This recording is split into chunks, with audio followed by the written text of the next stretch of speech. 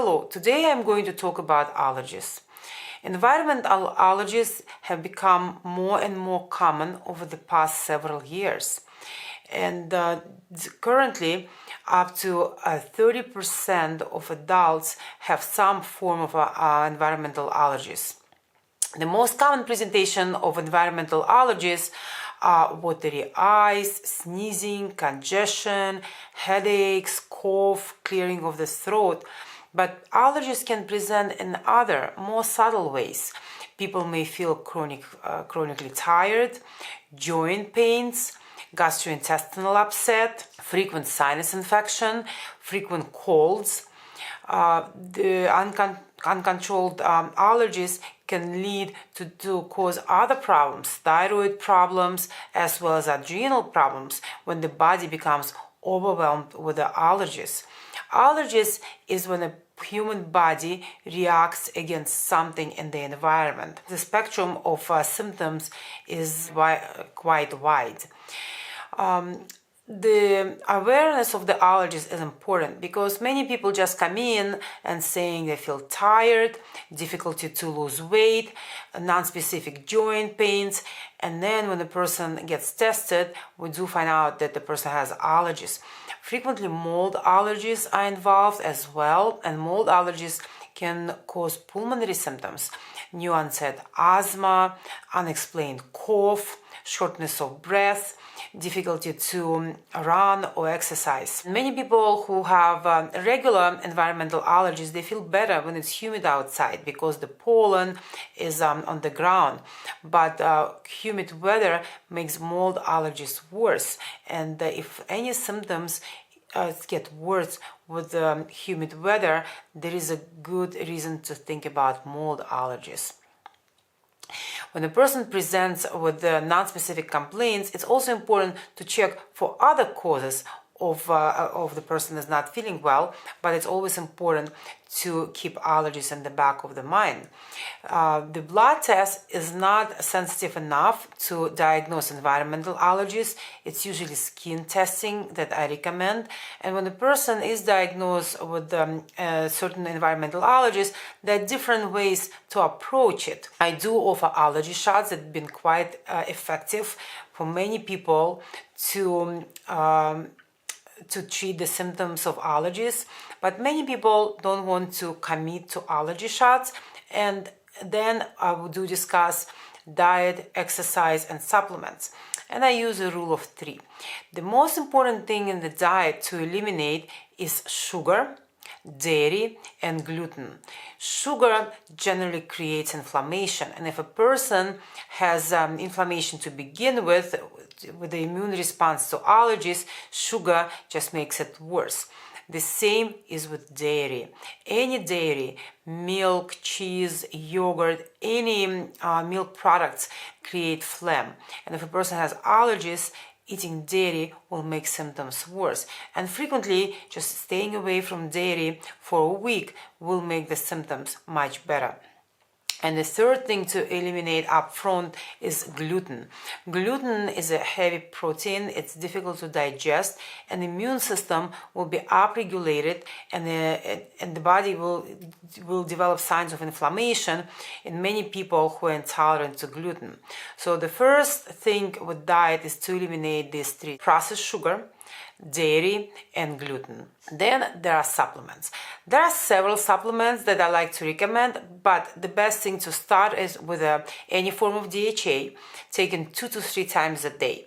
DHA taken frequently throughout the day will decrease the inflammation, and many allergies will get better, such as sinus congestion, congestion in the throat, symptoms of pulmonary congestion or cough will get better with just doing DHA a couple of times throughout the day.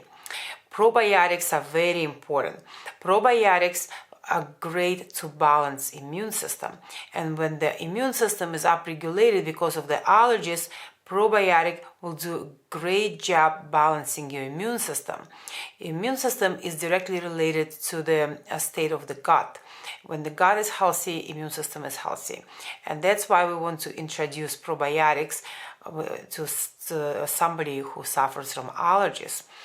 And as I mentioned in my prior talks, vitamin D is extremely important for the well-functioning immune system.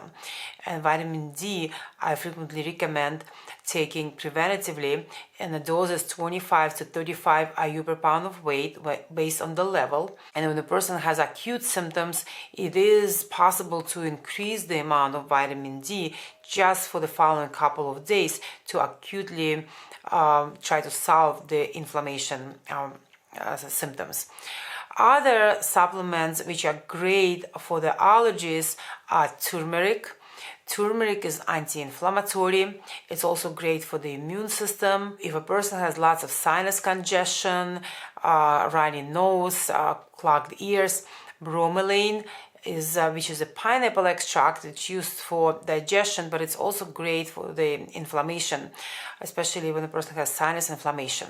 Those are generally the supplements I begin with the patients. I do like using essential oils in patients with allergies. The essential oil of oregano is great for any form of sinus congestion, loss of smell, runny nose, sniffles. But if a person mostly has pulmonary symptoms, cough, shortness of breath, chest tightness, thyme oil is great. It can be used as an essential oil. It can be used as a tea made from either oregano or thyme. It can be applied topically. It can be applied to the soles of the feet for instant absorption. Can be taken orally in capsules. Can be put on the diffuser, can be put on the pillow at night, so it works while you sleep. All the pregnant and nursing moms should be careful with essential oils because they can change the taste of the breast milk. The baby may not like it. These two essential oils are the most beneficial. Peppermint oil is also great for congestion, but peppermint oil has to be used very carefully because when a person uses it too much, it can cool the system and then it can cause other problems. So occasional use of peppermint oil is great for symptom relief, but I would not overdo it. There are several homeopathic medications over the counter which are great for the symptoms of allergies, and I like to recommend them because they don't have side effects. But comparing to regular antihistamines, they have to be taken frequently throughout the day, and they can be taken less frequently as the symptoms improve. I would like to note that if you decide to do both essential oils and homeopathy, it's important not to do them together because strong smell of essential oils can negate the function of the homeopathy. So at least an hour between the two, or you can just do a few days of essential oils, a few days homeopathy, and see which ones your body reacts better to. There is a combination homeopathy by Boyron over the counter called Sabadil. I have many patients who love it, and it has a very fast onset of action. Initially, you would do the homeopathic medication every 20 minutes, and frequently after 2 or 3 doses, you feel better. The sinus is unclogged, your nose will breathe better, sneezing will stop.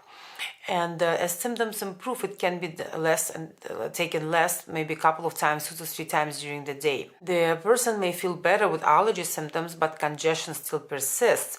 And for those symptoms, I'd like to recommend using a nasal spray. Clear Life nasal spray. It's a homeopathic nasal spray that can also be taken throughout the day. You can do it every hour. With acute symptoms, you can take it every half an hour, and you will notice within a couple of hours much better, less congestion, and the sense of smell will get much better. If a person has mostly watery eyes or discomfort with the eyes, there is Aptic eye drops, which are also homeopathic, and they can be taken frequently and they work great. If there are individual homeopathic medications, those have a deeper action on the body.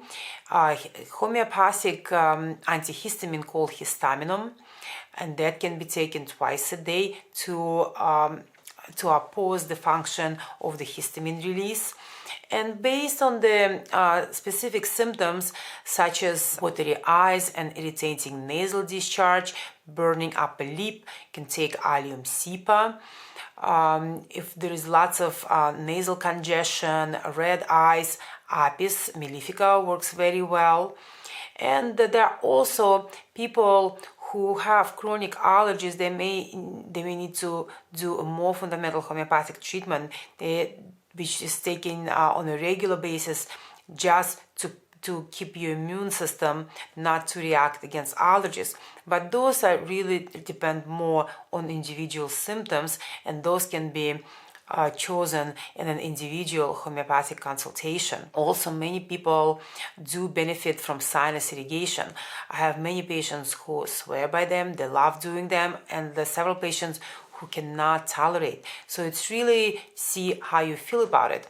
But sinus irrigation are great. What they do, they wash your nose and wash over your sinuses and remove any allergens that gets deposited in your nose before it causes a histamine release. And if you can do it frequently, 2 to 3 times a day, the symptoms of the allergies will get much better. There is a neti pot, the different types of neti pots, and a special salt solution.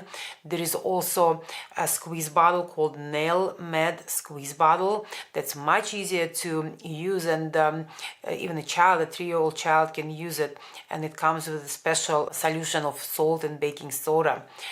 That's safe. You can just use boiled water, let it cool down, and you can use it for your sinus irrigation. If a person is predisposed to frequent sinus infections because of the allergies, then you can add a probiotic to the sinus irrigation solution, and this will give an additional benefit to prevent sinus infections. But allergies, seasonal allergies, environmental allergies is a very common trigger for recurrent sinus infection, for recurrent headaches, and bronchitis. So that's really important to control it.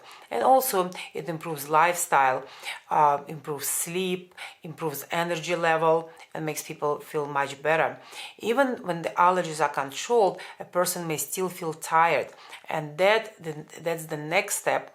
It's important to look at the adrenals, and even though the allergy symptoms are controlled, a person may want to take some form of an adaptogen such as ashwagandha or ginseng, just to bring the energy back up and to balance the adrenals. Environmental allergies is a very common problem, and it's getting more and more common, and many people throughout the years, environmental allergies get worse, and the people can develop new allergies on top of the existing ones. It is important to address, and which way you address it, it's really up to you. Different people prefer different approaches, but most people will feel better with just dietary modification, supplements, and homeopathic medications. If you have any questions, please put them in the comments below.